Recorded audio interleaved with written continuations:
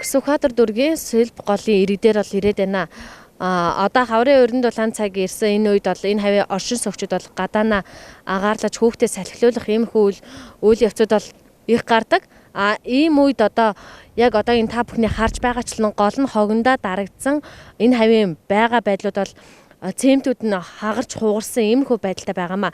Харин Сүхбаатар дүүргийн яг хариуцсан мэрэгжилтнээс нь тодруулахад их цэвэрлэгээ бол 7-оос 14 хоногт бол нэг удаадаа хийдэг их хариулттай байгаамаа. 2011 онд тухайн үеийн ерөнхий сайдын санаачлагаар Сэлб голын урс зээж сайжруулах, орчныг тохижуулах төслийг хэрэгжүүлж эхэлсэн. Уг төслийн хүрээ Сүхбаатар дүүргийн 7 дугаар хоронд хамаарах их тойргийн гүүрнээс Арслантай гүүр хүртэлх 1.3 км хэсгийг 2 тэрбум орчим төгрөгөөр тохижуулахар болсон байдаг. Гэвч бүтээн байгуулалтын төсөл нь томдож төс нь багцсан гэдэг шалтгаанаар Сэлб голын бүтээн байгуулалт хагас дутуу хийгдэж 200 орчим метр талбай тохижуулагдсан. Гэвч тохижуулт хийгдсэн энэ бахан талбай нь устдаж үгүй болох нь бололтой. Өөрөөр хэлбэл энд байрлуулсан сандал ширээ нэвдэж, хаан шалны хавтангууд нь хуурж, хүмүүс хамарч зугаалга чөлөө цагаа өнгөрүүлэх талбай бус хогондоо дарагдсан аригчдын үр оромж болсмоо хувирчээ. Товчхондоо хамгаалалт, арчилгаа гэдэг зүйл энд өгүүлэгдэж байгаамаа. Дүүргийн зүгээс болохоор цэвэрлэгээ үйлчлэгийг нь бол тогтмол хариуцаад жил болгон бүх нийтийн мод тарих өдрөөр одоо мод тариад модныхоо услага арчилгаа цэвэрлэгийг нь бол хариуцаад явж байгаа. Цэвэрлэгээ үйлчлэгийг болохоор 7 хоногт нэг удаа цэвэрлж явж байгаа. Сүхбаатар дүүргийн Сүхбаатар дэвшил гэдэг компани цэвэрлэгээ үйлчлэгийг хариуцаа явж байгаа. Цэвэрлэгийг Сүхбаатар дүүрэг Баянзүрх дүүрэг хуван хариуцаж, Норбуг их тохижил хийсэн компани нь засвар үйлчилгээг хариуцах ёстой гэлээ.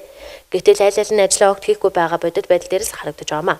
Ойр орчмын оршин суугчдын хувьд энэ газар амарч зугаалах талбай бус хогийн зэг болсон гэдэгтээ нэгэн дэвлэрчээ. Энэ гол нь жоохон юу муухай шүү дээ. Хог мог гаяад тийм л асуудалтай да.